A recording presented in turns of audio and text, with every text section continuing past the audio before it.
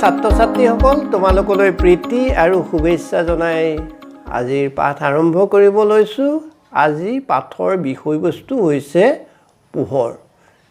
এটা পোহৰ কি বাৰু? পোহৰ সম্পৰ্কে আমি অকণমান বিজ্ঞানত পঢ়িম। তোমালোকে কথাটো অকণমান মনোযোগ দিবা। এনেই সাধাৰণভাৱে ক'বলৈ গ'লে পোহৰ হৈছে এবিধ শক্তি। পোহৰ হৈছে কি? এবিধ শক্তি। আমি ভাবি চাওঁচোন, এটা আন্ধাৰ ৰুমত যদি যাওঁ, আমি চকুৰে তেতিয়া দেখিব পাৰিম জানো? নিশ্চয় নোৱাৰোঁ। পোহৰ যদি নাথাকে, আমাৰ চকু থাকিলেও কাম নাই। চকুৱে দেখিও, সেইটো সঁচা। বহুতে ক'ব আমি চকু আছে কাৰণে বস্তু দেখিছোঁ, সেইটো সঁচা। কিন্তু কথা এটা ভাবি চোৱাচোন, আন্ধাৰ ৰুম এটাত বাৰু আমি পোহৰ নহ'লে দেখিম জানো? এতিয়া কথা হ'ল, আমি যিকোনো এটা বস্তু দেখিবলৈ পোহৰৰ প্ৰয়োজন। ভাবি চোৱাচোন, পোহৰ নথকা ৰুমত আমি একো বস্তু নেদেখোঁ। পোহৰ থকা ঠাইতহে চকুৰ কাম আছে। পোহৰ নাথাকিলে একো বস্তু নেদেখোঁ, তোমালোকে জানাই। ৰুম এটাত চোৱাচোন, আন্ধাৰ ৰুম এটাত জানো আমি কিবা দেখিবলৈ পাৰোঁ? এতিয়া এটা কথা মন কৰা, কিছুমান বস্তুৱে পোহৰ দি থাকে, যেনে সূৰ্য, তৰা, বৈদ্যুতিক লাইট, আমি জ্বলাই থোৱা জুই, মমবাতি, এইবোৰে কি কৰে? পোহৰ দি থাকে। আৰু এই পোহৰ দি থকা বস্তুবোৰৰ পৰা পোহৰ আহি আমাৰ চকুত পৰে কাৰণে আমি সেই বস্তুবিলাক দেখোঁ। গম পালা? কিন্তু এই পোহৰ দি থকা বস্তুবোৰক কি বুলি কয় জানানে? এই পোহৰ দি থকা বস্তুবোৰক দীপ্তিমান, ইংৰাজীত লুমিনাছ বস্তু বুলি কোৱা হয়। এতিয়া এই দীপ্তিমান বস্তুবোৰৰ পৰা আমি পোহৰ পাওঁ, আৰু য'ৰ পৰা আমি পোহৰ পাওঁ সেইটোকে পোহৰৰ উৎস বুলি কয়। পোহৰৰ উৎস আমি কি বুলি কওঁ ইংৰাজীত? Source of light. য'ৰ পৰা আমি পোহৰ পাওঁ তাক আমি পোহৰৰ উৎস বুলি কোৱা হয়। এতিয়া এই পোহৰ দি নথকা বস্তুবিলাক আমি কেনেদৰে দেখিবলৈ পাওঁ? সেইটো এটা ইণ্টাৰেষ্টিং কথা। বুজি পাইছা নাই? এতিয়া সেই বস্তুবোৰ দেখিবলৈ হ'লে আমি কেনেকৈ দেখিম কথাটো ভাবি চোৱাচোন। পোহৰৰ উৎসৰ পৰা পোহৰ আহিব, পোহৰ আহি সেই বস্তুবোৰ, অৰ্থাৎ যিবোৰ বস্তুৱে পোহৰ দি নাথাকে তেনেকুৱা বস্তুত খুন্দা খাই পোহৰ কণা ঘূৰি গৈ পুনৰ আমাৰ চকুত পৰে।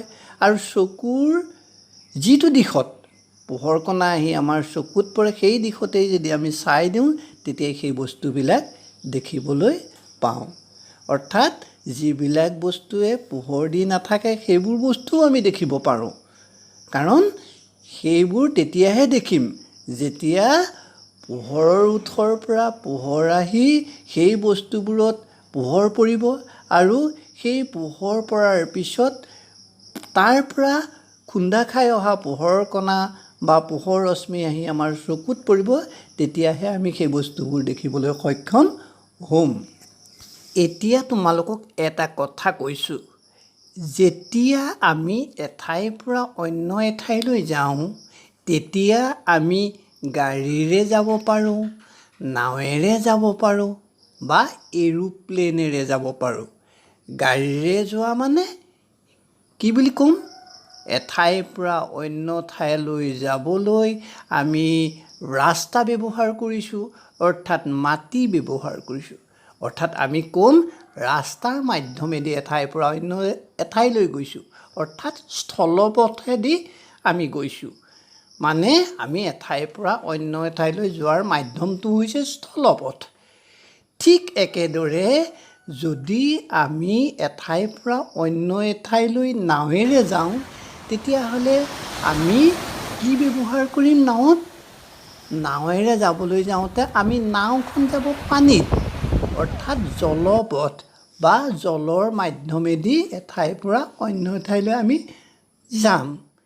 ঠিক একেদৰে আমি যদি এঠাইৰ পৰা অন্য এঠাইলৈ এৰোপ্লেনেৰে যাওঁ তেতিয়াহ'লে আমি কি কেনি যাম বায়ুৰ মাজে মাজে আমাৰ এৰোপ্লেনখন যাব অৰ্থাৎ বায়ুৰ মাধ্যমেদি আমি এঠাইৰ পৰা অন্য এঠাইলৈ যোৱা বুলি ক'ম অৰ্থাৎ আমি এঠাইৰ পৰা অন্য এঠাইলৈ যাবলৈ কি ব্যৱহাৰ কৰিছোঁ মাধ্যম ব্যৱহাৰ কৰিছোঁ এতিয়া কথা হ'ল বায়ুমণ্ডলত বা পৃথিৱীত পোহৰ কণাবিলাকে যেতিয়া ঘূৰি ফুৰে তেতিয়াও পোহৰ কণাবিলাকে মাধ্যমৰ ব্যৱহাৰ কৰে অৰ্থাৎ যেতিয়া পোহৰ ৰশ্মিবোৰ বায়ুৰ মাজেদি আহে তেতিয়াহ'লে আমি ক'ম বায়ুৰ মাধ্যমেদি পোহৰ ৰশ্মি অহা বুলি ক'ম আৰু পোহৰ ৰশ্মিবিলাকে যেতিয়া পানীৰ মাজেদি যাব পৰিষ্কাৰ পানীৰ মাজেদি যাব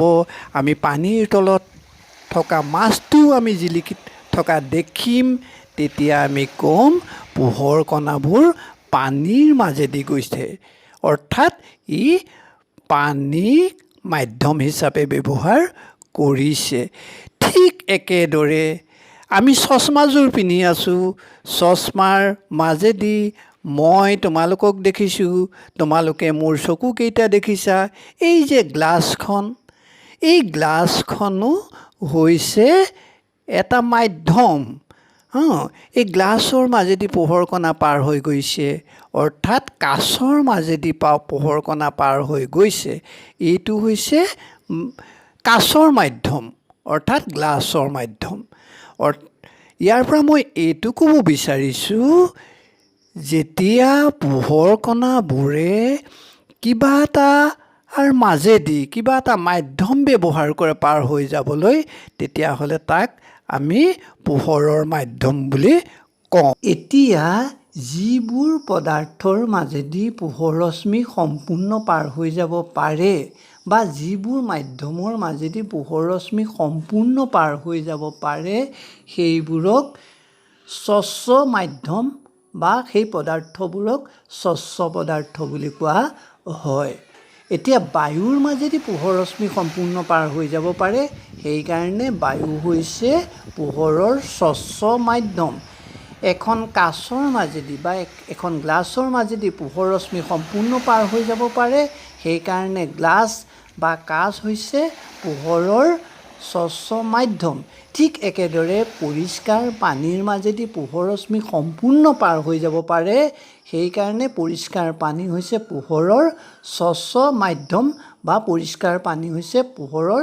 স্বচ্ছ পদাৰ্থ ঠিক একেদৰে যিবোৰ পদাৰ্থৰ মাজেদি পোহৰ ৰশ্মি অলপহে পাৰ হৈ যাব পাৰে যেনেকৈ এখন কাগজত যদি অলপ তেল লগাই লওঁ তেতিয়াহ'লে সেই তেল লগোৱা কাগজখনৰ তলেদি তলত থকা বস্তু আমি অলপ দেখিম কিন্তু সম্পূৰ্ণ নেদেখোঁ ইয়াৰ কাৰণটো হৈছে কি তেল লগাই থোৱা কাগজখনৰ মাজেদি পোহৰ ৰশ্মি সম্পূৰ্ণ পাৰ হৈ যাব পৰা নাই এই যিবিলাক পদাৰ্থৰ মাজেদি পোহৰ ৰশ্মি সম্পূৰ্ণ পাৰ হৈ যাব নোৱাৰে সেইবোৰক ঈষৎ স্বচ্ছ ইংৰাজীত কয় ট্ৰেন্সলুচেণ্ট ঠিক একেদৰে এনেকুৱা কিছুমান পদাৰ্থও আছে যিবোৰ পদাৰ্থৰ মাজেদি পোহৰ ৰশ্মি পাৰেই হৈ যাব নোৱাৰে সেইবোৰক কি বুলি কয় জানা সেইবোৰক কয় অস্বচ্ছ অৰ্থাৎ ইংৰাজীত কয় অপেক যিবোৰ পদাৰ্থৰ মাজেদি পোহৰ ৰশ্মি পাৰ হৈ যাব নোৱাৰে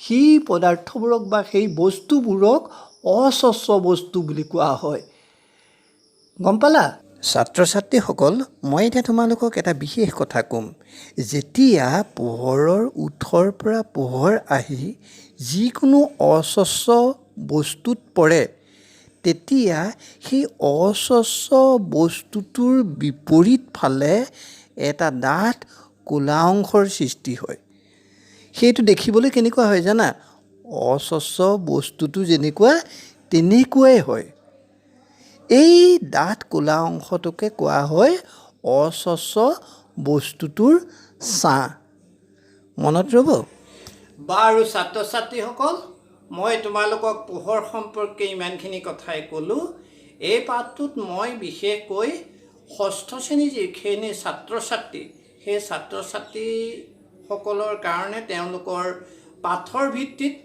এই পাঠটো মই তৈয়াৰ কৰিছোঁ আৰু ওপৰ শ্ৰেণীৰ যিখিনি ছাত্ৰ ছাত্ৰী তেওঁলোকেও এই পাঠটো চাব পাৰিবা। এই পাঠটোত বহুত বেছি কথা নাই, ইয়াত মাত্ৰ প্ৰাথমিক পোহৰ সম্পৰ্কীয় প্ৰাথমিক কথা কেইটামানহে মই সন্নিৱিষ্ট কৰিছোঁ। এই পাঠটো জানিলে কি হ'ব, তোমালোকে পোহৰ সম্পৰ্কীয় পিছৰ কথাখিনি জানিবলৈ তোমালোকে অলপ সহজ পাবা।